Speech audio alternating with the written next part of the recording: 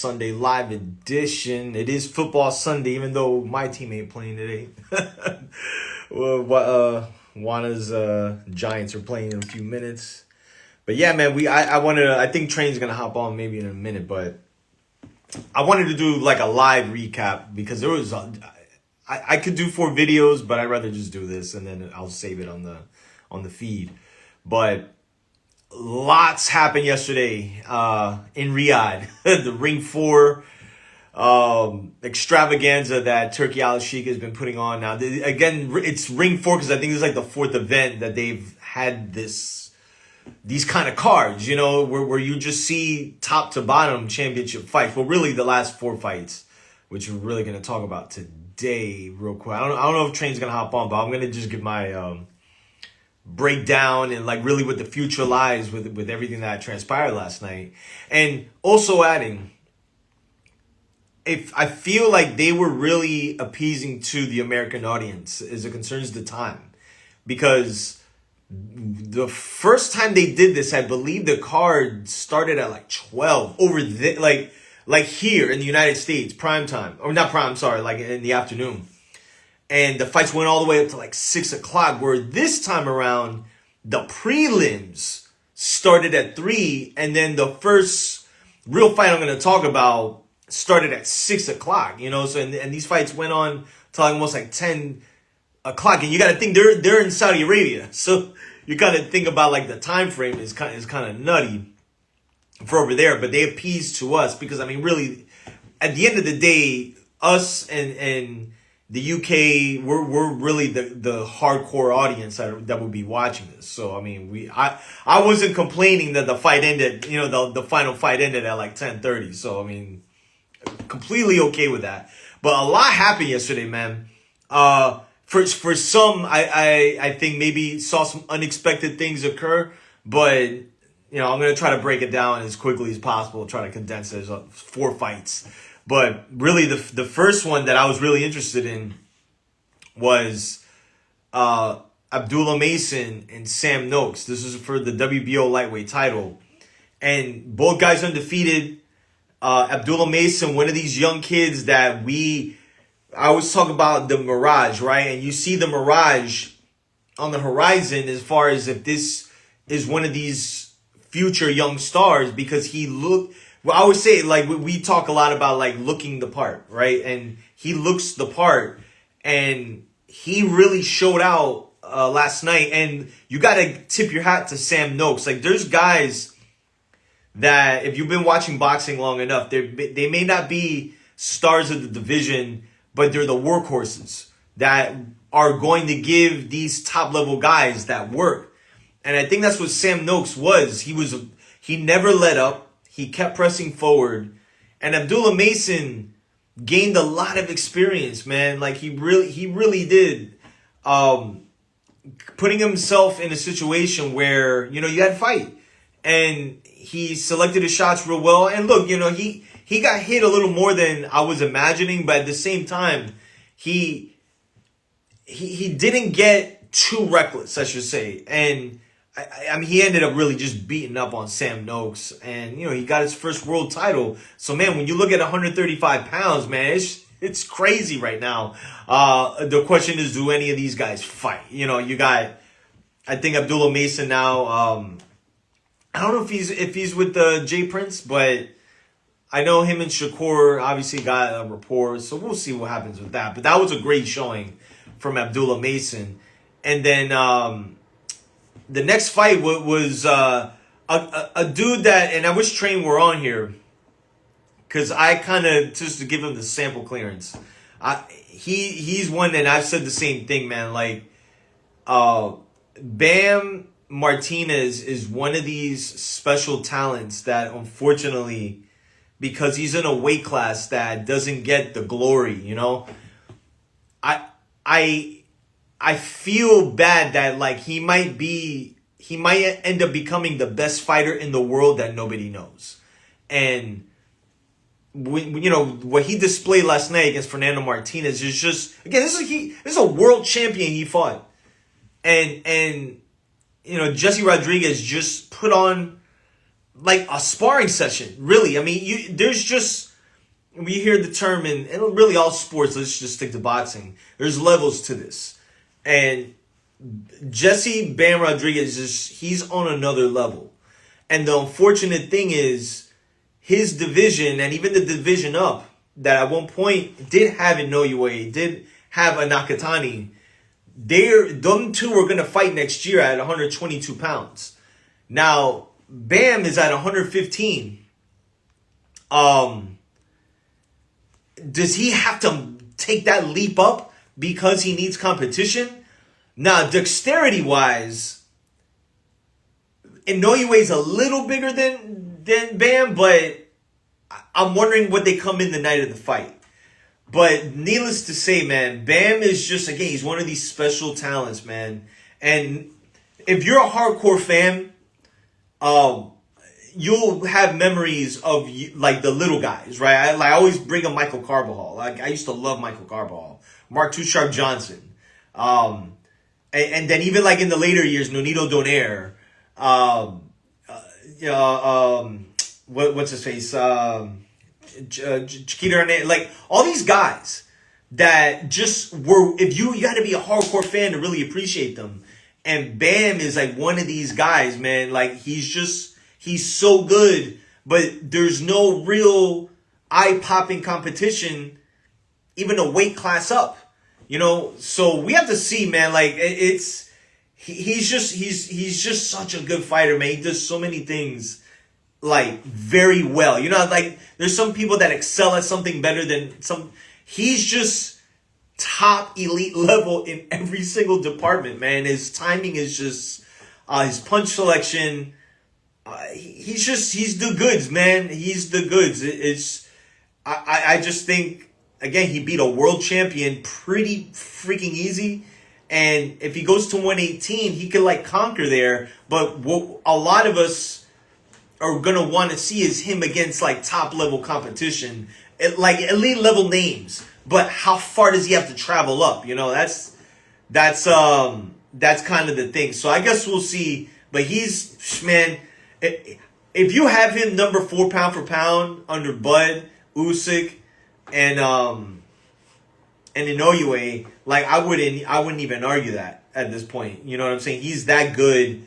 And when you talk about, again, this is all mythical, obviously, pound for pound, but when you talk about just skill set, things you can do, and the fact that, like, yeah, he is going to go up in weight, there is going to be a point where I feel after Bud and Usyk leave, and whatever happens with Inoue and Nakatani, Bam could end up becoming, like, the number 1 fighter in the world, which goes back to my point. It's just, but without any, like, true recognition, you know, which is just unfortunate, you know. But definitely a big fan of his. The next fight, which is the one I was really looking forward to because it was going to answer a lot of questions for us, was Devin Haney now going to 147 against WBO champion Brian Norman Jr. Now, boxing, a lot of times, man, is context. In and out of the ring, things that transpired before, and how you really see things matching up in the future, you know?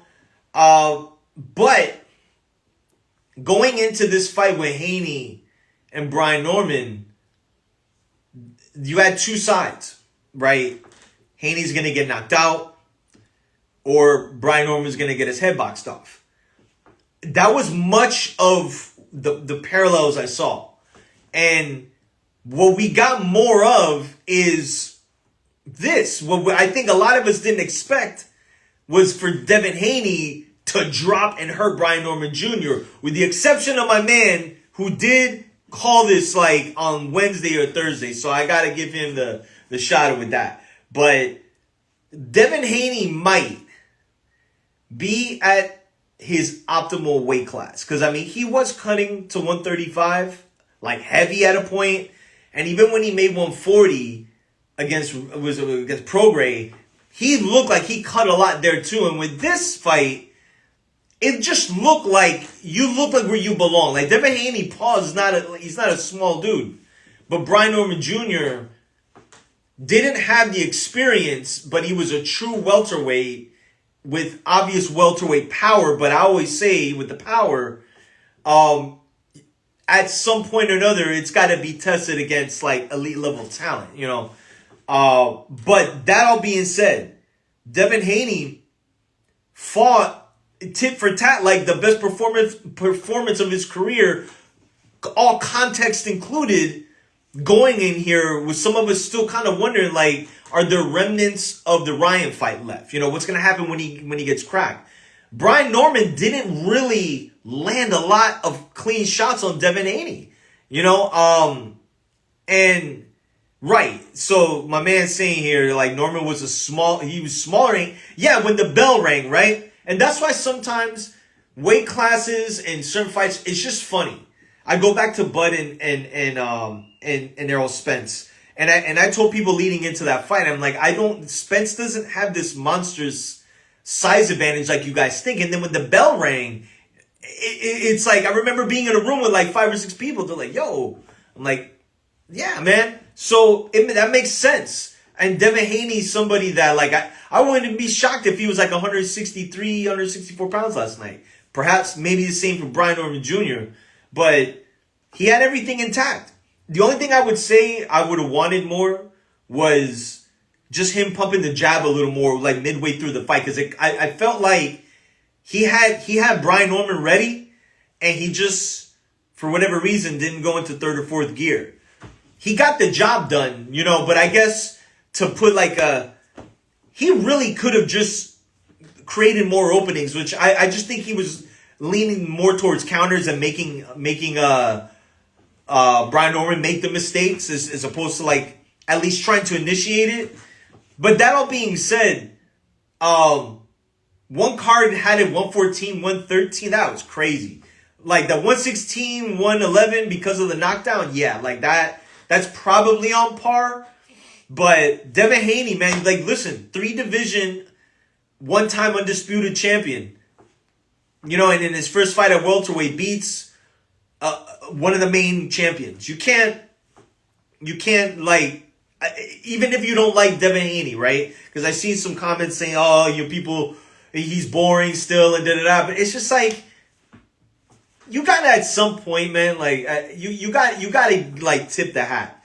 You know what I mean? Because I seen people that were straight off saying that Devin Haney was gonna get knocked out cold. And down the end of the week, like towards the week of the fight, I was telling people, I'm like, yo, man, I think y'all are sleeping on Devin Haney, man. Like, I think he may show up for this fight.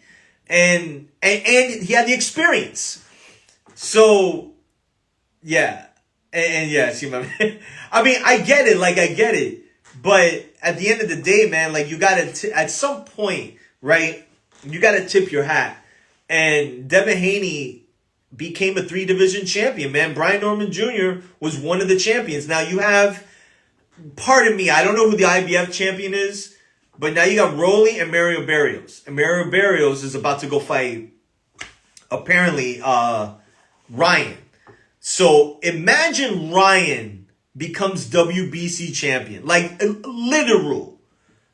You're telling me that's not going to be like a monster fight next year? So just leave that open, you know. Now, I can see Mario Barrios, like, beating Ryan, you know. So we'll see, man. We'll see it. We'll see how that pans out. But then, like, to top it off, you know, the main event, David Benavidez and Anthony Yarde. This fight, yeah, like, this is another one, man. And yeah, I think that's kind of the point. Like, the Haney, if Ryan Garcia beats Mario Barrios, right? That is going to be a monster fight. Like, commercially, a Haney-Ryan rematch, and it'll be for a unification you know what I'm saying? Like, sometimes there's certain things they splash on the wall and they just got to materialize. But it's there. You know what I'm saying? It's there. But anyway, well, Benavidez, this went like how I thought, man. Like, I get Anthony Yarde is dangerous early. And Benavidez didn't really, there's times where he fights a little reckless, but I tell people, man, the thing with Benavidez is his pace. That's the tough part of dealing with him. It's why, and again, it's not to, at this point, like, it's no point bringing Canelo up. That fight is never going to happen. But I hate to break it to the Canelo fans, but that would have ended, like, really bad for Canelo. Because, again, it's the pace.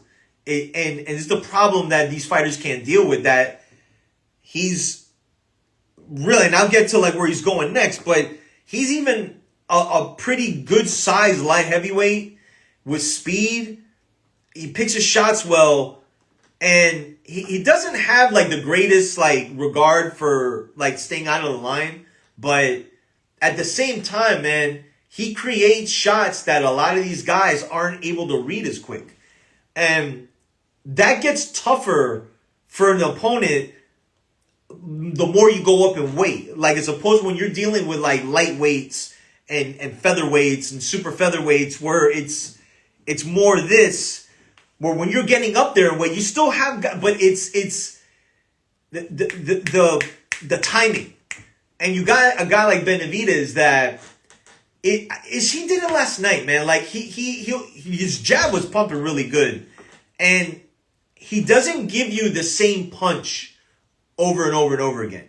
Like he'll try to create some kind of openings, but.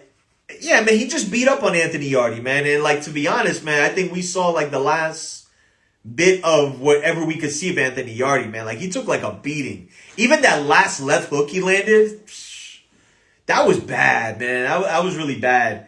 But now the future, here's what he said.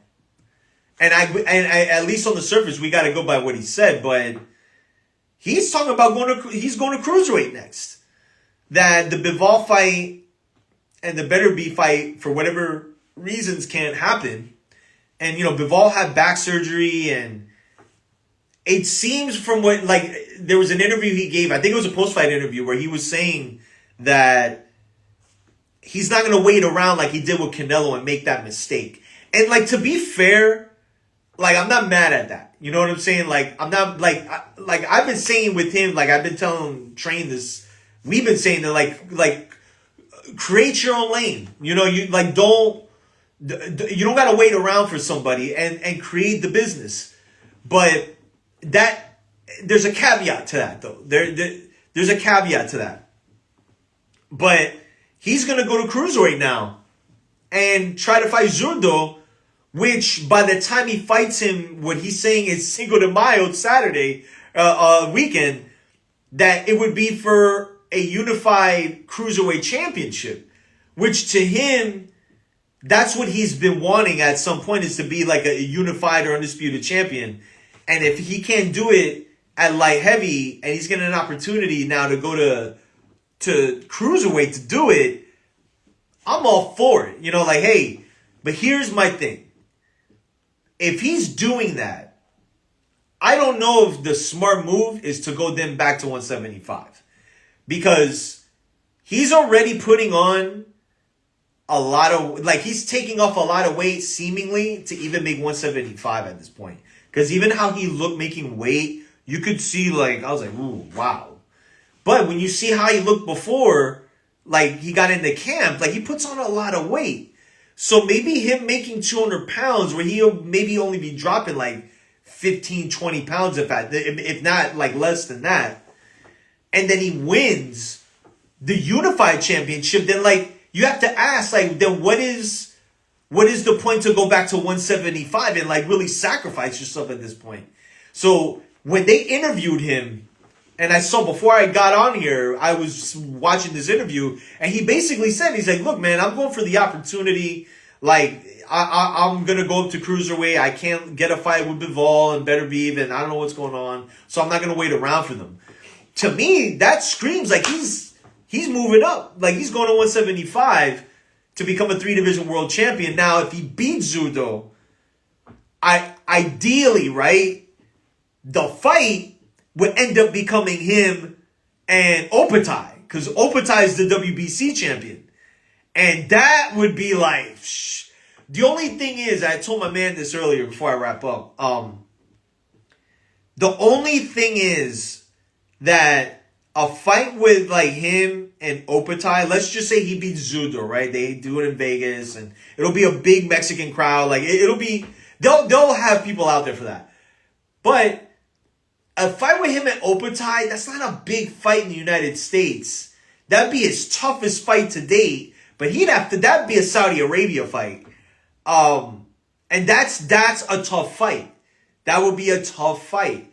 So things are seemingly taking these turns, man, that I did not expect, at least right away. I expected Benavidez to go to cruiserweight, but like in a year's time. I'm thinking like you get this Bivol fight done, become undisputed. That's still a tough fight, or whatever happened with a Better Beat fight, but doesn't look like it's in the cards, man. That's crazy. That's crazy. So next May, he's saying he's taking over the weekend, and it'll be an all Mexican affair. Well, I guess Benavidez is like half Mexican, but for him to go for the crew, I think it's WBA or WBO if Zurdo wins in January. Now, if Zurdo loses, then that kind of screws things up. But on the surface, that looks like the plan.